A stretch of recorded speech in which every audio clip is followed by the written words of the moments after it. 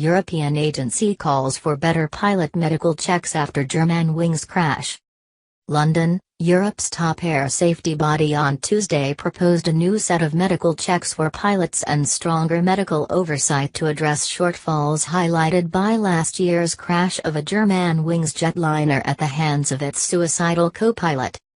The Cologne, Germany-based European Aviation Safety Agency said pilots should undergo more thorough initial and recurring medical checks, including those for their mental health.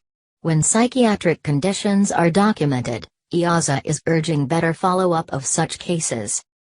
Germanwings Flight 9525 crashed on March 24, 2015, killing all 150 people on board on a flight from Barcelona to Dusseldorf when the 27-year-old co-pilot Andreas Lubitz intentionally flew the plane into the French Alps. Lubitz had a history of depression. He hid the condition from airline officials and regulators for fear it would end his career, investigators concluded.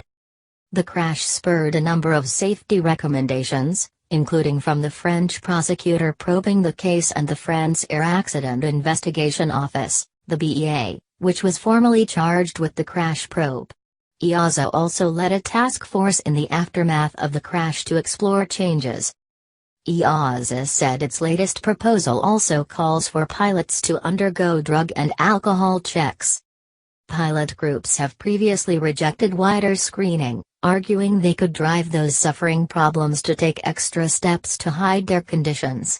Pilot groups have urged greater emphasis on non-punitive airline assistance programs. The safety regulator also called for training and oversight of aeromedical examinations, the checks pilots have to undertake. Physicians also would have to report any incomplete medical checks to authorities. EASA's proposal now goes to the European Commission, the European Union's executive arm, to enshrine the ideas in legislation. The safety regulator said it expected a legislative proposal to be ready by year-end.